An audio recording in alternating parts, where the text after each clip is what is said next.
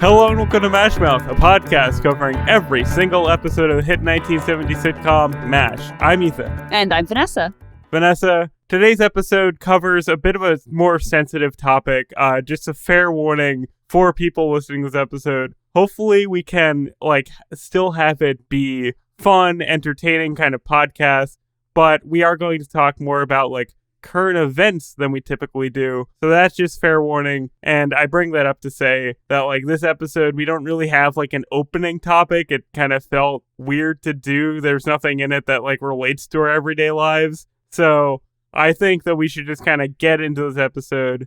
And, it might be a little messy. That's okay, because hopefully we'll still have a good discussion at the end of it. Yeah, I think that foregoing an opening topic would probably be for the best right now. Yes.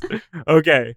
So in this episode, the kids, when the shelling gets too close to an orphanage, the 477 takes in the kids. They warm everyone's heart except Frank, who is too busy worrying about his unearned Purple Heart medal. Vanessa, what did you think about this episode? So I really liked this episode. It was a little hard for me to watch emotionally just because of some things going on in the world right now, but I don't fault the episode for that, of course. Yeah.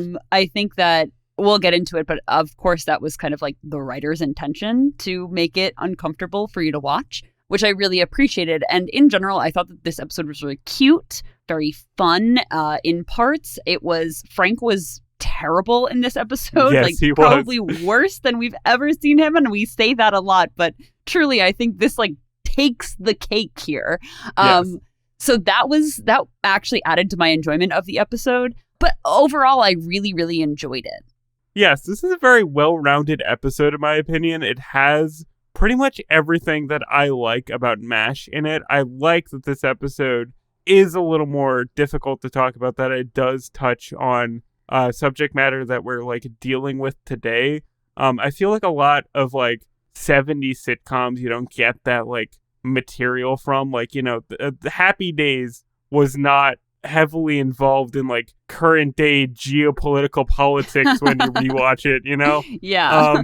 So I like this episode a lot. It was cute and fun, and I like the cast interacting with these kids. I thought everyone played off of them very well, and I liked that there is this darker undercurrent for us to discuss. It gives it more weight and gives the show, rewatching it today, more meaning to it, Yeah, absolutely. So on that note, why don't we get into more of the plot of the episode? Yes, let's do that. So the episode starts after apparently 17 hours of surgery. And when I was watching this the first time, that was crazy to me because I literally had been sitting in bed all day, just kind of lounging around. And I was so tired. So 17 hours of standing on my feet, I couldn't do it. That was just insane to me right off the bat. I was like, oh, Yes. This is going to be a good one.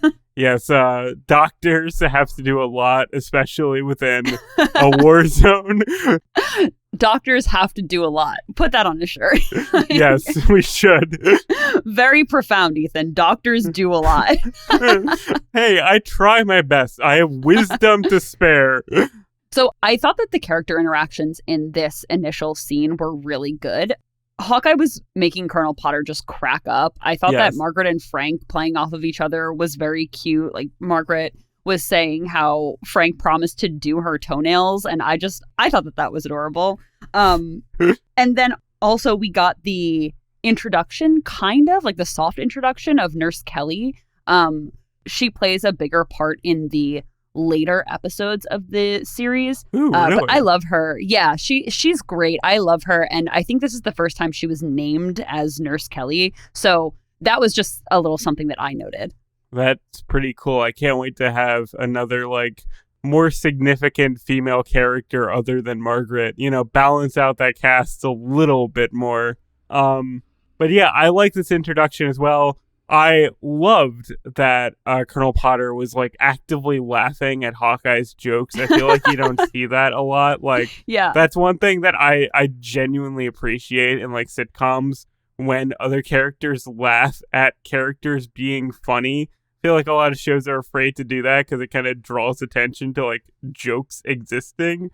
But I don't know, it really worked here and was very endearing to like Colonel Potter. Again, we're kind of like slowly warming up to him if this was like real time. If he was like a brand new character who we're not used to, I really appreciate it. And yeah, I thought Frank and Margaret having this little discussion about painting her toenails is also kind of cute because it's like, oh, they're doing like actual couple things. And I know that we've probably said this before, at least I probably have said this before, but it's such a smart move to get your surgeon boyfriend to paint your nails because he is used to working with very small, on very small surfaces with very small instruments and being very precise. So I think that she is really utilizing her Frank contact here. But the thing is, Frank is not a good surgeon. So like, is he really going to do a good job? Yeah, but he's serviceable. So like, honestly, he's better than nothing. He's probably better than I can do. So I'll take your word for it. So in this scene as well, this is when we get the introduction of really what sets the plot off too, because Radar comes in and he says that Nurse Craddy called and said that there is shelling near the orphanage, and she asked if they could evacuate the orphanage to the 4077. So I love that they brought Nurse Craddy back because if you remember, she was the nurse who Henry was put on trial for helping. Oh, really? Okay. I did not remember that specific detail. That's pretty fun. Yeah, she was played by a different actress in that episode, but I liked the continuity there that she was the same. She was kind of in the same position of just helping Korean mothers and orphans and stuff like that. So I thought that was pretty cool. That is cool, actually. I do like the continuity, even if it is a different actress. I did not catch that. I'm glad that you have multiple watches under your belt to kind of recognize these things when I don't. Honestly, Craddy is a pretty unique name. So I was like, I know I've heard that before. So right after this, when Colonel Potter kind of gives his okay to have the orphans start coming to the 4077, I really liked the next scene where everybody's kind of trying to get ready for them to come. I liked how Margaret really jumped in and started directing because she just is exhibiting that she's a natural born leader. And I think that this, I'll talk about this a little bit more too in general of Alan Alda's directing, but I think that you can really see when Alan Alda directs an episode, because I know we've said this in the past as well, his direction of Margaret's character is very unique to these, like up to this point. So I always note that. I think that it is very apparent. Even beyond the characterization of different people, you can always tell when it's directed by Alan Alda because the like cinematography is usually a little more flashy. And I know that there's other directors in the series we praised their cinematography for, but I feel like Alan Alda has like very character focused, kind of like he zooms into people's faces in a way that like other directors on the show don't. BJ has like a moment early on in this episode where he's kind of learning about how difficult these war orphans have it, and it like zooms in on his face without him saying anything, and that was like an Alan Alda special, you know? That was like, ooh, yeah. This is cinematic directing right there. Yeah, definitely. And there are certain scenes in this episode that I think are representative of Alan Alda's specific directing style too, because I don't know if you've noticed, but in a lot of scenes where they want to kind of drive home the point, there is a slight pause, like a 1 second pause, to make the audience kind of sit with what was said or what is happening. And I think that that is very unique to Alan Alda's directing. And I always notice it. Yes, we should definitely do a bonus episode at some point on the films of Alan Alda. We can like pick one and like watch that. I think that'd be a lot of fun. And then, like I mentioned at the top, too, Frank is just on his worst behavior in this episode. We say it every week almost, but this is maybe the worst Frank has ever been. I was very reminded of a quote from Larry Linville, I think in the anniversary special that we covered, that the reason why Frank left the show at some point is because he just became too like obnoxious for his own good. Like there was nowhere to go with the character. And this episode, you could really feel that because his plot line is he is racist towards a bunch of war orphans, which is already extreme. And second of all, he is actively stealing valor by claiming a purple heart that he does not rightfully deserve. It is the most extreme he's ever been. And just, wow, this is a wild time for him, honestly. Yeah, I think that I'm calling it right now that anytime we say this is the worst Frank has ever been, we're going to reference back to this episode because truly this is pretty bad. And honestly, we always say this too. I give Larry Linville so much credit for having to successfully perform this terrible character and doing it so believably. It must have been like really upsetting to have to do because I'm sure Larry Linville did not feel this way, of course, but he did a bang up job, of course, like he always does. But I think that this is kind of where we get our first little piece of commentary, at least the first that I noticed, because Frank is carrying himself with this arrogance that he typically has, you know, and he's calling these native Korean kids foreigners and acting like a war hero, and he has this undeserved purple heart, and it's so irritating because he has this purple heart, again, undeserved, and is wearing it so proudly, saying, "Oh, I have this purple heart," and whatnot. And then he is actively disparaging the people who he supposedly is there to be fighting for and who he got, quote unquote, wounded for. It was just really gross, you know? It was just so mean-spirited, but of course, like, that was the point. Yeah, usually Frank is, like, I don't want to say mildly xenophobic, because he's outright xenophobic most of the time, but when it's towards literal orphan children, you're like, calm down, buddy. These guys have done literally nothing in their lives to deserve any vitriol from you. And his whole thing throughout this episode is that he thinks that they're stealing everything from him when they're just, like, existing. And it's so funny and so, like, again, I commend Larry Linville to, like, be able to pull off this material. But there's a part later on in the episode where he, like, actively accosts a small child because he believes that this small child stole his purple heart. And I'm like, wow, this is a rough moment for this character. Like, very few people could say, like, yeah, that was warranted behavior on his part. And even his, like, self-aggrandizing, I feel like he's had a false purple heart before. He has. Okay, cool. Like, in Sometimes You Hear the Bullet, he had this really undeserved purple heart again from twisting his back in the mud outside of Margaret's tent or something like that. And the purple heart was given to Ron Howard, actually. But Ron Howard's character. Yeah, so this is, again, his second time having this purple heart that he didn't earn. It's just so bad. Right, I remember that one because he's like bent out of shape like a Tetris block or something. I remember commenting on it about being a Tetris block. That's really funny.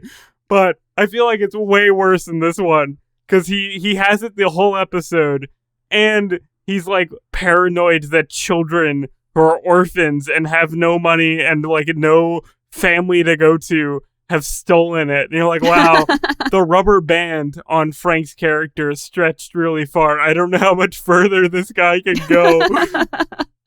Yeah. Yes, definitely. I agree with you there. There's really nowhere worse for him to go, I feel. He's gone from being a heel to like the worst man alive, like sincerely. So I wanted to note two quick things about Alan Alda's directing. Like I said before, he has this pause, this 1 second little pause in certain scenes that he wants to clearly make pointed. So in this scene where BJ, Hawkeye, and Frank are yelling at each other about Frank's undeserved purple heart, Hawkeye says, Frank, you don't get medals for other people's blood. And then just 1 second, there's a pause and it makes the audience kind of like sit with that. And I really enjoyed that. And then in the next scene too, hang on 1 second. I have so many, like, look, I just want you to see the amount of notes. For listeners at home, Vanessa basically has written a novel in terms of her notes this week. I have. Okay. In the next scene where the kids arrive, there are those kind of pauses as well. Those non-speaking 1 second shots on all these kids' faces. And it just felt very, very pointed. Mm-hmm. There's a lot of great like commentary lines that, like the "you don't get medals for other people's blood" line, that's kind of like snuck into the episode like throughout. Like I feel like there's a lot of these poignant, very, very, commentary lines, but they're like so well mixed in with like other one-liners. Like I feel like the "you don't get medals for other people's bloodline" is like right after he like makes a joke about like nobody's lost an eye boiling an egg. Like it's a good balance between the like comedy, like MASH one-liners and having more to say. You know what I mean? Yeah, absolutely. And I think that the lack of a laugh track after that line too, it could have played almost funny. But then without the laugh track and with that 1 second pause of them kind of just like looking at each other, it felt more, I guess, deep, when it could have definitely been played for more of like a chuckle. And I don't know, I really liked that line. And like you said, a lot of these lines are in there with funny one-liners to make you kind of laugh and then think, which I really appreciated the writing of this episode.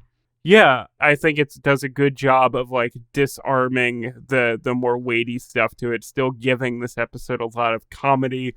This is still a funny episode. It's not as much as like a dramedy as like the "sometimes you hear the bullet," but it's like woven really well, the comedy and the more like poignant nature of it. Yeah, I definitely agree. And I said this before, but one of the most powerful scenes for me personally was all the quick shots of the orphans and their faces and being lifted out of the truck and whatnot.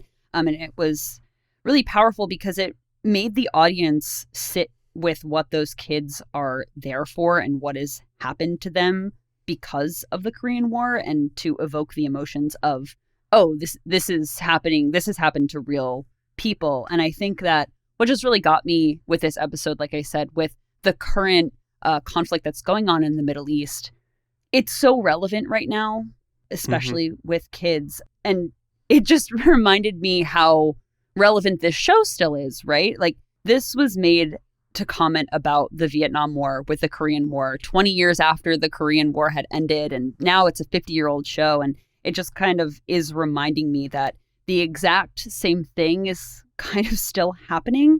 And that's so relevant and so sad. And it reminds me why the show is still relevant, honestly, and why we still have things to talk about.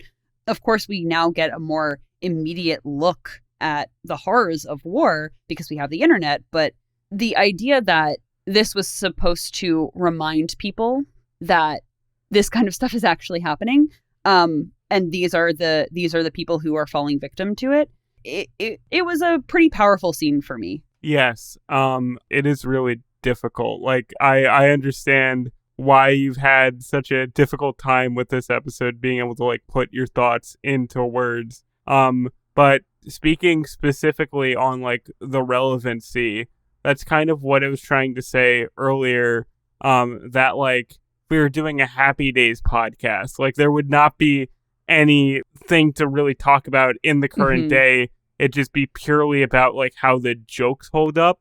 And one thing that I've really grown to appreciate over our like 2 years of doing the show is that like MASH tried to comment on the everyday in like a period piece. So like that helped it like stand up and stay relevant, that like it's not a 70s sitcom.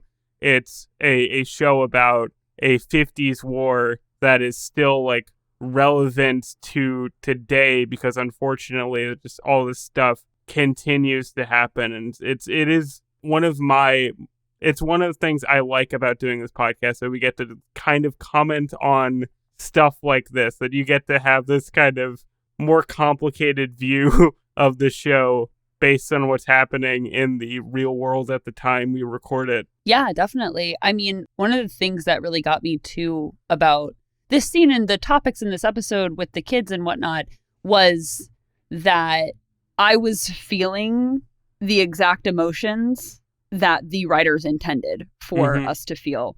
And even though it's about a completely different conflict in a completely different era, this was still the intended response that the writers and Alan Alda as the director wanted the audience to feel. So even though, like I said, we have this more immediacy of knowing things that go on, and we can more see the atrocities that happen firsthand, it was still that reminder to me that, oh, there are real kids who are involved in these wars and these conflicts, and they are struggling and they are suffering. So it was a very powerful moment. It sounds so silly to say because this is a sitcom, you know, but it really reminded me, or it really impacted me, because that was the intention of the writers. I imagine that like some other people listening to this, especially a few years out from like what's happening right now, might think like, oh, we're overreacting. And maybe to a degree we are, you know, like this is a sitcom.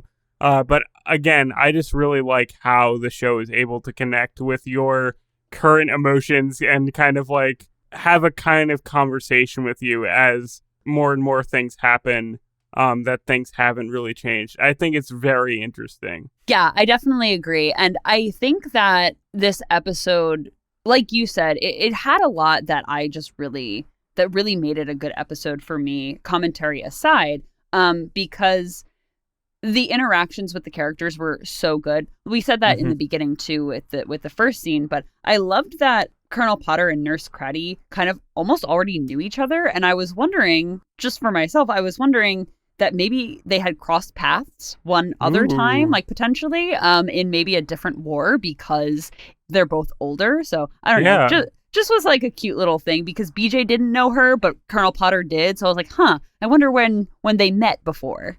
Right. I didn't even catch that. I did notice Hawkeye clarifying to Nurse Craddy that like BJ is new and that Trapper has gone home, but you're right that Colonel Potter and her had like an instant kind of rapport with each other. That's really interesting. That's my headcanon, that, you know, they're both career army people, so they probably have known each other for some time before the events of this episode. I like that a lot. Thank you for bringing that here. Once again, kind of being the continuity master of the show. Yeah, of course. So, right after this, too, we get more of the cast kind of interacting with the kids, which I think was the really sweet part of the episode, and really saved it for me emotionally. Like, that's why I wasn't like a complete emotional mess in this episode. But I loved that the cast was just like their warmest selves, besides Frank, of course, with the kids. Like seeing Margaret with the kids, seeing Hawkeye and BJ, it was just so sweet. I absolutely loved it. Yes, the whole cast interaction with these children was the absolute highlight of the episode for me. I love how it's all different. I like how everyone had a different dynamic. Even with Frank kind of not liking any of them, I thought it was funny that the one kid was kind of like scamming him for money. That was like a good use of Frank's kind of inherent little prejudice going on. But I also really liked that there were kids who assumed that like Klinger was a woman. It was really funny and like a good use of his character. And my absolute favorite scene in this episode was when BJ was reading or just telling a story, a bedtime story to these kids. What did you think about this? I thought this was fantastic. It was so cute. I absolutely loved this. And I think that I like to see BJ kind of like strut his stuff as a dad, you know? We got that scene that you had discussed with the camera kind of zooming in on BJ's face when he heard about the little boy who had lost his leg. And you kind of got that this was affecting him in a different way as a dad. And then in the next scene, with this scene where Hawkeye and BJ are telling the kids a bedtime story, the way that he's animated and so happy to tell the kids the story was just so sweet. And then also almost the same scene with Colonel Potter reading to the kids, and just them being like grandpa and dad energy. Oh, it was so cute. It was great. I really loved Mike Farrell's performance here. I thought he did such a good job. I feel like it's a mark of a very good actor when you're able to perform with children well, because a lot of time when you're playing off of children, especially in this manner of like telling them a bedtime story, it can come across like demeaning to them, like that they're being spoken down to. But this, he really got on the kids' level, and it felt very genuine, very authentic, and I really, really liked it. Like, this was just such a highlight for me. Like you were saying, how expressive his face was, how animated he was. And I loved the ending kind of joke of the scene that Hawkeye was like, well, you're not going to finish the story? And they had like a little bit of an argument with that. I thought that was great. That felt like such a BJ Hawkeye bit, not a Trapper bit. You know what I mean? That felt like a something specific to this dynamic. And I loved it. And with Colonel Potter, I thought it was very funny that as soon as the kids fell asleep, he started smoking a cigar. I was like, wow, that's very 1950s of you, sir. Yeah, all the interactions with the kids were really sweet. And I agree with you that Mike Farrell's performance here was just really good, really believable. He really is a good actor, because even when he was mad at Frank with the Purple Heart before the kids arrived, I really felt like he was angry. Like, of course, Hawkeye was angry too, but it felt like Mike Farrell himself was pissed off, if that makes sense. You know what I mean? I don't know. Like, it worked so well. No, definitely. Because we've had, Frank kind of scamming things in the past a little bit. And usually when like Hawkeye or Trapper would be like mad at Frank, they'd be like indignant and like kind of think that the whole situation is stupid. And I don't know, something about the way BJ was acting was so like genuinely mad, the way like a real person would be mad. It was like kind of unexpected. Normally they just play it off of like, okay, come on, Frank, you're being like absurd. But he was like, no, you cannot do this. This is not like what a good person does. Yeah, I really appreciated Mike Farrell's acting in this episode specifically. One other scene that I wanted to talk about was this scene with this little girl who was playing the piano in the officers club, and Klinger had to come in and kind of like shuffle her off to bed. And it was so sweet because obviously she's this really talented piano player, and I thought this was really excellent writing to include this part, because you see this girl who's very talented on piano, but she might not be able to really foster that talent in the war zone that she's currently in. And I just thought that was a really good thing to include after all of the cutesy scenes and stuff like that.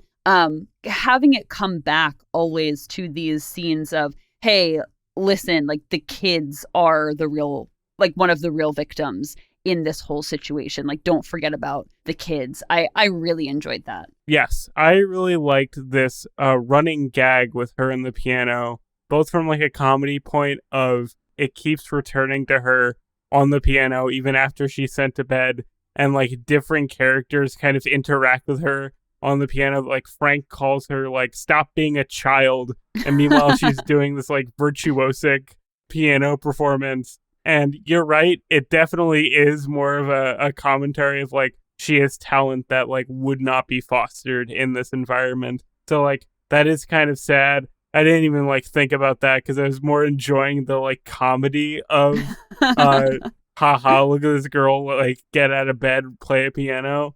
lot of layers here. I like the layers of this episode. Yeah, and speaking of the layers too, I know this is really like commentary focused, but I feel like there was a lot here here to unpack. I mean, we'll get into it, but this episode has a pretty dramatic turn with like a childbirth and everything. It's definitely not meant to be like a light affair with like dark things in the background. You're supposed to think about them. Yeah, absolutely. And that's what I liked about the episode, of course, that the commentary was there, but it was also really subtle because there was a scene. First of all, have to say, I loved Radar in this episode. I felt that he really did Gary Berghoff, of course, did a really good job, but I loved his characterization here too, of just really caring about the kids as well. Even though he is a kid himself. I don't know. It really did it for me. But the commentary aspect of Radar picking up this little girl who was sleeping while orderlies were putting down this wounded person. And then right after Radar was singing to this little girl. And that also made me quite emotional because it was a very good scene. That scene was emotionally very intense, even beyond like the current state of things and how that's like affected our viewing. I was just like, oh man, if I saw this anytime, I'd be like, oh no, that's so sad. He's singing to an orphan girl in a war zone. I think that transcends current politics. You're just like, yep, that's a sad situation. That is objectively sad. But I really liked what I was going to say was I really liked the commentary about this as well, because it was subtly saying who really gets hurt in the war. You know what I mean? With the person who was actually physically wounded. And then also this little girl who was just kind of a victim of the situation. Yeah. And then also Radar singing to her. Of course, Radar is posed as a character as this young kid who's naive and, just inexperienced and this, that, and the other thing, singing to another young person who is also like kind of, again, the victim of circumstance, while so many other people are also in this war, the victim of circumstance beyond the real like geopolitical conflict of it. So I don't know. It really did it for me. And then also, of course, Alan Alda's directing here too was that one little like lingering shot on Radar after he was finished singing. And I really thought it was very powerful. Yes. Alan Alda's like visual directing continues with like the slow zoom ins, which I really appreciate. And even the song that Radar was singing, he was talking about like the father going to war. And it was like, a little like on the nose, I guess. But like, yeah, that's probably what we're all feeling, singing to a little orphan girl about how she's like lost her father in the war is like insane. And I am really surprised that they did that in like a half-hour sitcom that aired at like what 8:30. Yeah, this was a heavy episode for just a family viewing of a sitcom. But I also want to talk about more of the end of the episode where BJ performs a miracle C-section on a pregnant woman. I feel like that kind of injected more of happier energy because it turned out really well. What did you think about this whole scene? So I know what you're saying with happier energy, that this does turn out well. But this section stressed me out like nothing else in the show ever really? has. Yeah, because the context of it is that the entire episode, Nurse Craddy is talking about that there's a pregnant mother that's like supposed to be joining them on the camp, and they're supposed to be like taking care of her. And she's not there. And she stumbles into camp wounded like from a gunshot, and they like have to take care of her and her unborn baby and like try to, rescue them both. And the entire time I was like, okay, MASH is a show known for pushing boundaries. Like they went to places that like no other sitcom did at the time. And I was like, is this mother and child going to die? And I legitimately thought that was a possibility. I was like, okay, that could happen. We could go full dark mode here. And thankfully they didn't. I mean, it would have been, I think, very powerful if they did. But just for my own like sitcom levity enjoyment, they didn't. It did turn out to be a happy ending where both of those individuals are fine. but I was so worried the entire time that like something was going to go wrong. They're going to lose the baby. They're going to lose the mother, or both. Mm-hmm. And I think that if this had been a different, well, obviously if it had been a different episode, but I could definitely see the writers kind of pushing that boundary of what they were trying to say with this episode as well, and then having that very tragic ending. I'm so glad that it didn't happen, and I think that this ending also worked really well with what they were trying to say too for the show, in terms of these doctors are here saving lives, and they're saving lives that you're not necessarily expecting either, and I really liked that. I thought that in terms of, when I say it, this was more of a comedic thing, I knew how this episode was going to turn out, so I was like, oh, okay, this is going to be fine. I always forget that you don't know how the episode will turn out. No, I do not. I loved how they kind of all collectively agreed that BJ was going to be the one to take care of this woman and perform the C-section and make sure that she got patched up, because he was like the first one out of residency, or he was the last one out of residency, I should say. And so he just like did his OBGYN unit sooner than like before everybody else, so it's fine. He had training. He was a student only a little while ago. Right, exactly. I thought that was really funny. But you're right, this ending does fit a lot more. Like, this is an optimistic show. This is a show about kind of the triumph of the human spirit to a degree. Like, even Hawkeye and everybody, like, acting so goofy in a war zone is supposed to say something about how, yes, it's difficult times, but you're allowed to have fun during it. So if, like, the child and mother died, that would have said something completely different. Yeah, definitely. I much prefer the optimistic outlook that this episode has rather than being a purely pessimistic one. Yeah, absolutely. And I loved how it ended, too, with them stealing Frank's Purple Heart and repurposing it for a better purpose, which, again, is the second time in the show this has happened. Because they give the Purple Heart, Frank's stolen Purple Heart, to the baby because it's actually injured on the battlefield. Because this was crazy, but I assume it's medically accurate, that when the mother was shot, the child had its like butt grazed by the bullet, and like they could see that wound on the infant. I was like, that's truly insane. And they make a joke out of it. Like, Hawkeye has probably my favorite line in the episode, where he says, well, you know, no one wants to get shot on their birthday. Very great way to like undercut the like horrific nature of giving childbirth to a wounded baby, but like I really enjoyed that aspect of it, that they give this Purple Heart to this baby. Definitely better deserving person for the Purple Heart, I would have to say. Yeah, because he was actually injured. He didn't just cook an egg wrong. I thought it was really sweet too that Colonel Potter spoke Korean to the mother. Right. Of course, don't know what they said, but I thought that little interaction was really sweet. And the fact that Margaret was kind of just knowingly smiling at Hawkeye, like, hey, I bet I know where you got that from, you know, because she knew that Frank didn't deserve that Purple Heart. She was well aware. I think that was the first time with Colonel Potter that we've seen anyone in the main cast actually speak Korean. Like, I could be wrong there. Margaret, in the episode Kim, Margaret spoke to the little boy in Korean and just, like, happened to know, don't move and stop and wait. Right. But with the other thing you've brought up with Margaret kind of knowing that Frank didn't deserve that Purple Heart, I really like that it does kind of humanize Margaret versus Frank's kind of absolute dissension into being a truly horrible person, that she, without any like protest, is just like, yeah, I mean, give the Purple Heart to the baby. She's more of like an actual like empathetic human being, where Frank is more of like a silly cartoon character at this point.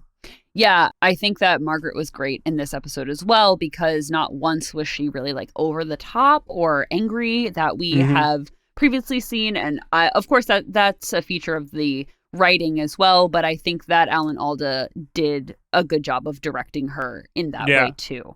And of course, also speaking of the Purple Heart as well, again, Frank was looking at the pinning of the Purple Heart onto the baby. And he also didn't put up that much of a fight. Like, he knew he didn't deserve that Purple Heart. So I thought that like, not to say that it made up for anything that Frank said in this episode, because he was really, really nasty to a bunch of orphaned kids.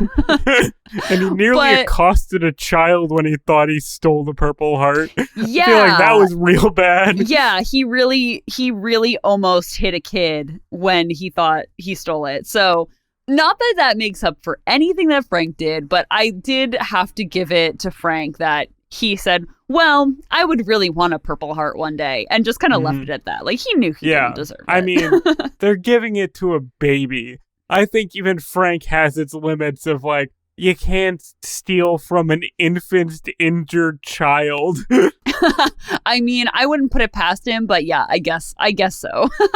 I would hope so, at least. I would hope that's where his limit is drawn, you know? Yes. And that's basically the end of the episode. There was this really sweet scene of saying goodbye to the kids. And everybody was kind of hugging and kissing the kids. And Radar, swapped out his teddy bear for one of the kids' toys. And I don't know. I thought it was really funny. Yeah, it was a really good way to round out the episode that was hard for me to watch and was saying a lot of heavy things. And I just thought that it was really sweet that we got this last final scene of everybody just being cute with the kids and Nurse Craddy and stuff like that. And because I was so stressed out during this episode, I wanted to make sure, kind of know ahead of time if the mother would make it. So I did look this episode up while I was watching it, because I knew that if, like, the mother didn't make it, there would be, like, a trivia comment on the IMDb page for it. So I went on the IMDb trivia section, and I have a little bit of trivia for you. It's very, very quick. Ooh. But apparently Frank is the only character from the 4077 not to be happily waving goodbye to the children when everyone leaves. And, like, that makes sense. And I like that someone took the time to list that onto the IMDb trivia page. I noticed that, and I put it down in my notes. I said, interesting that Frank is absent from saying goodbye to all of the children, because you're right, he was not there. So, Vanessa, do you have any favorite lines from this episode? I'm trying to think, do I usually ask you that? No, I usually ask you that. I think you usually ask me that, but I think we can mix it up a little bit. Sure, we can do that. I do. There were some pretty good ones in this episode, I thought. So one was when Frank wanted to show Margaret the Purple Heart. And he pulled her over and he said, Margaret, I have something to show you. And Margaret goes, Frank, not here. Yeah, that's pretty good Frank Margaret joke right there. Comedy gold. It was just so funny. I think I said most of my lines during the course of the episode, but I have one that I did not mention, where it's Klinger talking to a small child trying to feed them like stew, and he says, "Come on, kid, you got to eat up. This was cooked before you were born." Which I just love how bad the food is in the camp. I love how they always are like, "This is terrible food." My other one that I had to note was when Klinger was trying to convince the one kid that thought he was a woman, that he wasn't a woman, and he pulled down his shirt and said, look, no McGuffies. I have never heard breasts referred to as McGuffies before, and I think that that's so funny. That was my other one that I wanted to bring up, and I'm glad you did, because that was pretty delightful. What a vernacular that man has. So, Vanessa, moving right along, do you have any trivia for this episode? I do. There is trivia in other episodes that we've covered about orphaned children from the Korean and Vietnam Wars, though. So I'm not going to go into much trivia about that. But I do have a little bit of light fun trivia about Anne Doran, who played Nurse Meg Craddy. All right. So Doran was born in 1911 in Texas and grew up in California. She was an early member of the Screen Actors Guild and served on the board for the Motion Picture and Television Fund for 30 years. Cool. Go Screen Actors Guild. Doran was considered a character actress and appeared in dozens of movies. Her most famous role was James Dean's character's mother in Rebel Without a Cause in 1955. That's actually crazy. I love that. That's some deep Hollywood right there. That's cool. Yeah. Doran had been in so many films. Like there have been reports that she's been in over 500 films. Mm-hmm. She reportedly began acting at 4 years old, and her first credited role is for the 1934 film called One Exciting Adventure. I love that old movies are just like, yeah, what do we call it? An exciting adventure. There we go. Beautiful. Title, print. I feel like she might have been one of the first child actresses too, but Ooh. Could be wrong there. Doran also had extensive work as a guest star in TV shows across the decades, including Father Knows Best, Perry Mason, Barnaby Jones, Little House on the Prairie, Knots Landing, and, of course, Trapper John, MD. They really did get everyone. We say it every week, but I'm always surprised that this show that doesn't exist got like every major character from MASH to appear on it. One day we will find it in syndication and we will watch it. Absolutely. And Doran passed away at the age of 89 in the year 2000. All right. That's a good run. Yeah. So, Ethan, I think that this might be a little hard for me, but what was your martini rating for this episode? See, this is such a challenge for me. I really like this episode. I think it does what it wants to do very well. But at the same time, I'm like, is this like a masterpiece 5 out of 5 episode? So I think I'm going to go like one step lower and give it like a 4.5. I think this is a great episode of MASH specifically. Like this is a MASH episode through and through. What do you think about it? I was having a little bit of trouble rating this episode because of the emotions that I felt during this episode. So even though my emotions were high, I still liked the episode, and it was a little bit hard to think of it objectively. But I would agree with you. I would go probably a 4 to 5. Honestly, I don't know. I don't think it was a perfect episode for me, but for the emotions that I felt, like that really pushed it to be a 4.5 or a 5. Yeah. But objectively, I feel like it wasn't necessarily the strongest episode, but it was still a really solid episode. So maybe objectively a 4. So that's kind of on the scale. That's where I'd give it. That's definitely what I'm feeling as well. Like I'm not blown away by this episode, but like also I think me and you had a very strong response to it. So it's like, what do we do here? Yeah. Why can't we determine how drunk we are on this episode? I think that, if anything, we had a really good night out with this episode. I would hope so, yes. So just to wrap up, we'd like to give thanks to Jacob for your Balco for being our technical consultant, Vanessa's sister, Melissa, for awesome cover art, and, of course, our listeners. Links to our music, social media, and contact for the show are in the description, as always, and join us next week for Season 4, Episode 10, Quo Vadis, Captain Chandler. But until then, scrub up nice and soapy.